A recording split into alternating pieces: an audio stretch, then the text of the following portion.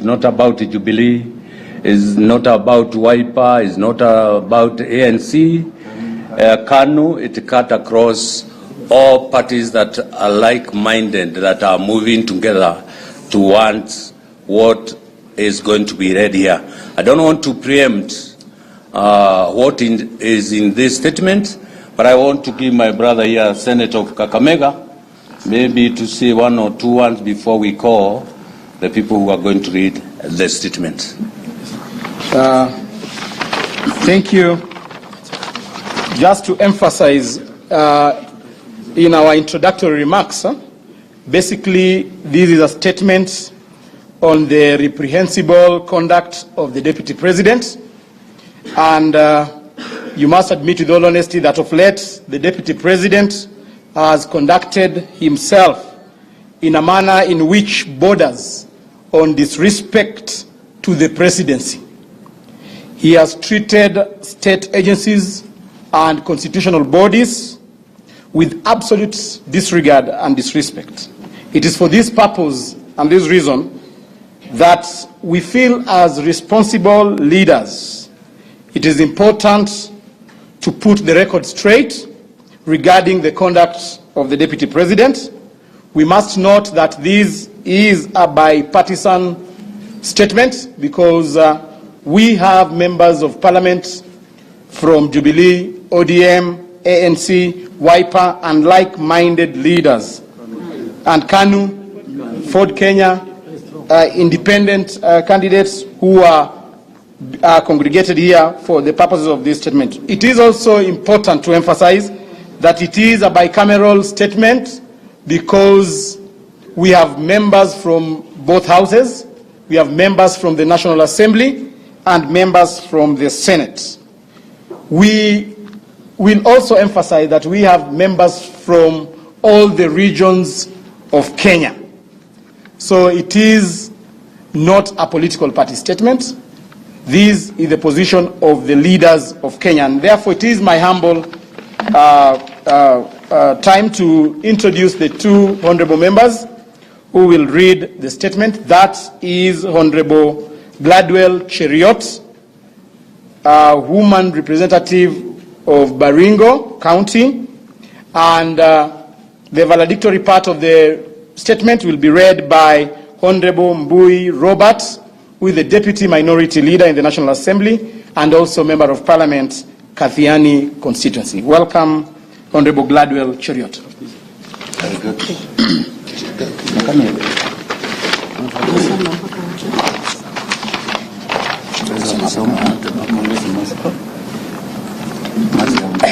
Thank you so much, members of Parliament and members of both states. The statement reads, the Constitution of Kenya 2010 provides for the establishment of a multi-party democratic state based on specific and enumerated foundational values.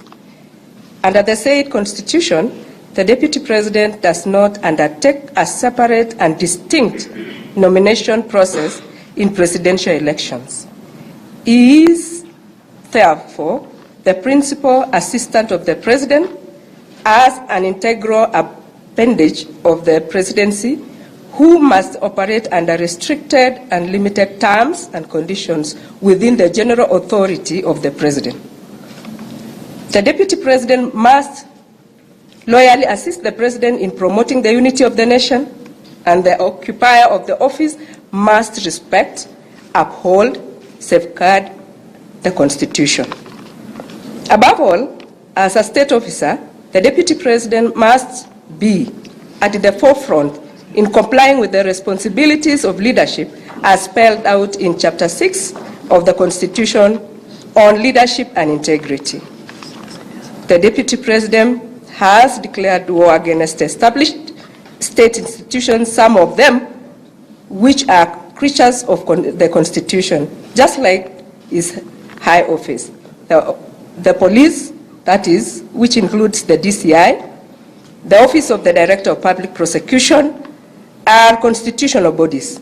The Deputy President is the second highest ranking member of the National Security Council, which exercises supervisory control of our national security organs, ipso facto, he is well placed to deal with questions or challenges that may arise concerning operations of security organs.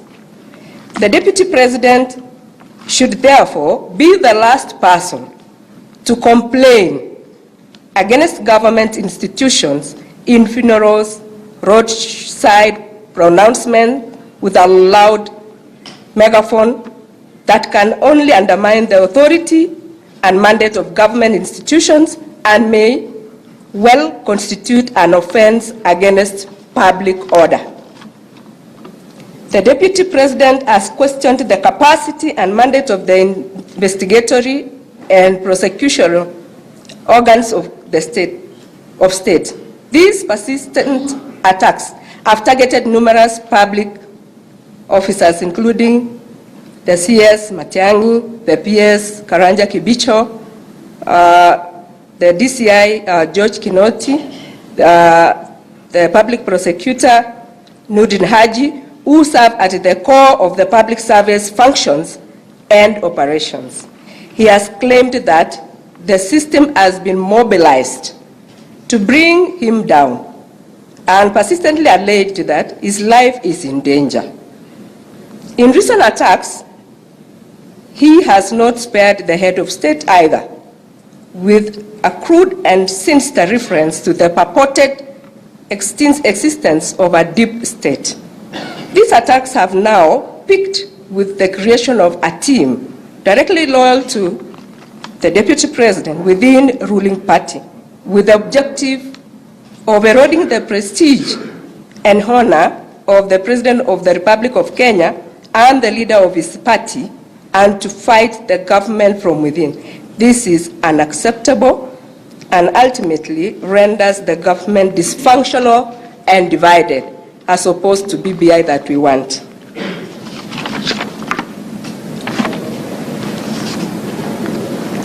The statement continues to say there is an open war on the president and good governance. Last year, the president and Raila Odinga embarked on and launched a major initiative to fight against corruption and to build bridges leading to the exalted destination of a united and prosperous Kenya.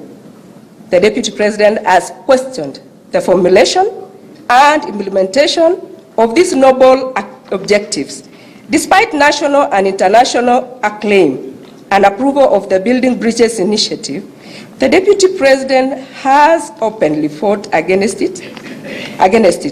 The narrative of peace, justice, and reconciliation is total anathema to the Deputy President. The brazen attacks on the government and public institutions have been extended to the social media and targeted varied groups in society. In these circumstances, center cannot hold, in quotes, unless appropriate action is taken against these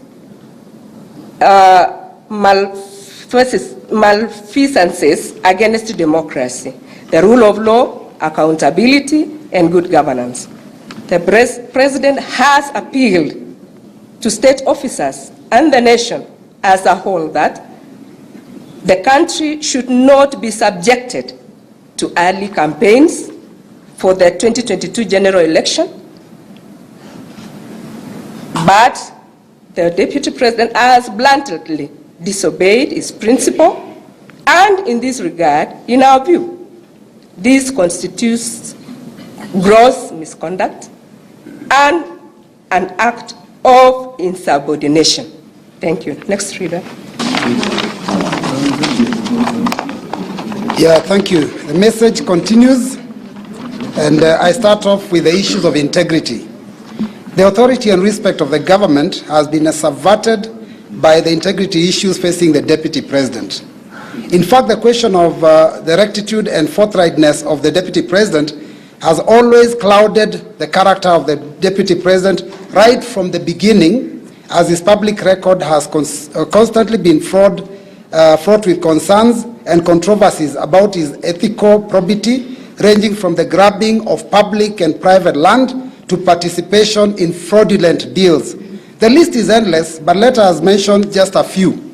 Start with the issue of the maize scandal.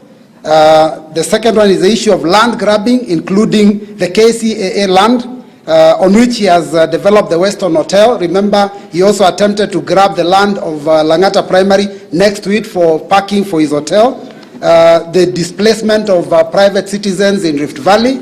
The Aro and Kimwarer dam projects. He sensationally claimed that no money was lost and that there was a legitimate expenditure of 7 billion for the projects by the National Treasury, which we know up to now to be untrue. The operations of Amaco in questionable deals and contracts with Kenya Pipeline Corporation and other state institutions.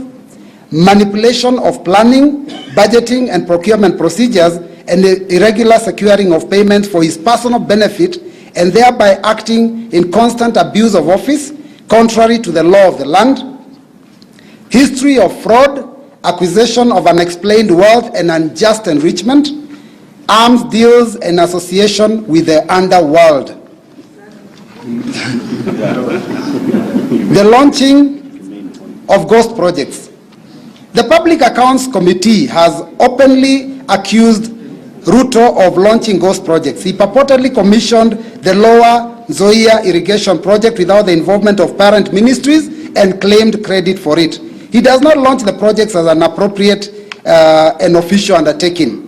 To the contrary, he is driven by an overriding selfish and extraneous objective of promoting his egoistic ambitions to attain the office of president in 2022 by whatever means possible. We also note the issue of unbridled ambition. The deputy president is definitely guilty of public misconduct and grave malpractices and has not lived up to the oath of office that he subscribed to before assuming that office. He has not brought honor to the nation and dignity to the office of the deputy president and has failed to promote public confidence in the integrity of the high office. We are aware even in international media there is mention of his office on a constant basis in the recent past. He had rather rule Kenya than serve the people. He has not offered a selfless service based solely on the public interest. He is not honest and his personal interests are in constant conflict with his public duties. With this state of affairs, we feel that William Ruto must shape up or ship out.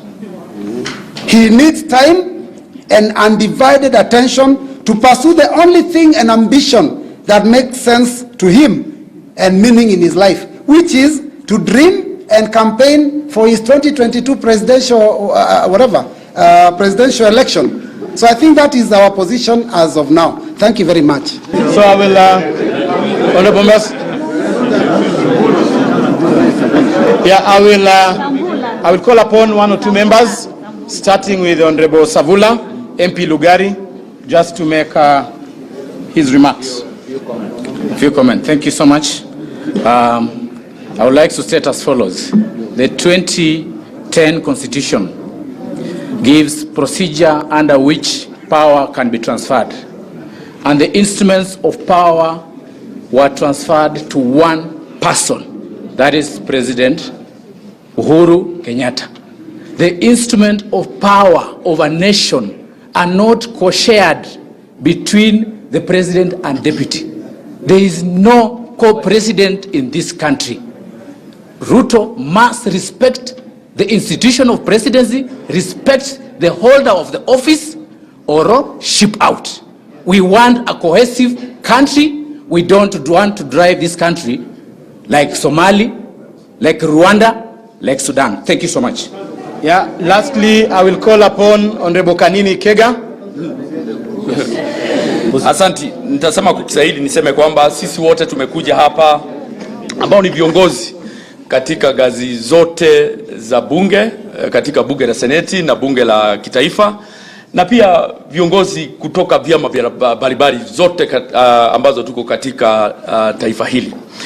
Na ya muhimu niseme kwamba tumekuja kwa sababu tumefedheheshwa sana na matamshi ambayo yametolewa na naibu rais wa jamhuri yetu ya Kenya. Ya kwanza kwa zile idara zote ambazo zinafanya katika jamhuri hii yetu, kianzia na idara ya DCI ambayo ameikashifu sana, idara ya DPP ambayo inaongozwa na Nuruddin Haji, na pia kuikashifu ofisi ya rais, kusema kwamba wale ambao wanafanya kazi katika ofisi ya rais wanamwadama. Niseme kwamba ukichaguliwa kama naibu wa rais, kazi yako ni usaidizi wa rais, lakini vile tunaona hivi majuzi, badala ya kuwa msaidizi wa rais amekuwa ni kuhujumu kazi ambayo inafanywa na rais.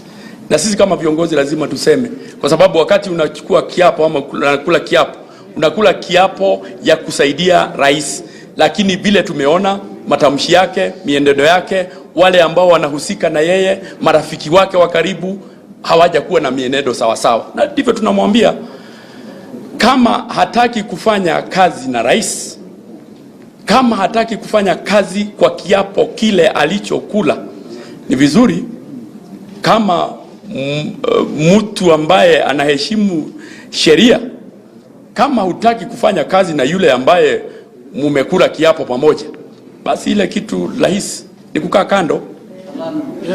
Kwa hivyo niseme kwamba, na nasema kwa niaba ya wabunge wengi ambayo tumekuwa kwa muda mwingi sana tumenyamaza, mambo yakienda segemnege, mambo yakiharibika hapa na pale, na tunajua ni nani anahujumu mambo yote ambayo inafanyika katika serikali. Kwa hivyo hii ni laani tunatoa kusema kwamba hatutanyamaza tena. Mtu achukue jukumu lake. Kama wewe ni mbunge, fanya jukumu lako. Kama wewe ni msaidizi wa mtu fulani, wewe kuwa ni msaidizi wa huyo mtu, lakini isikue wewe unajitwika jukumu ambalo katiba haijakupea.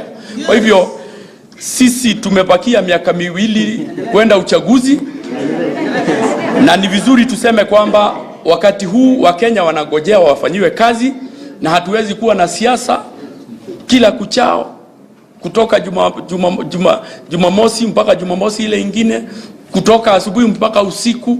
Tunataka kuwafanyia kazi Wakenya kwa sababu tuna ile ahadi zile 4 haswa ambazo tuliwapatia Wakenya.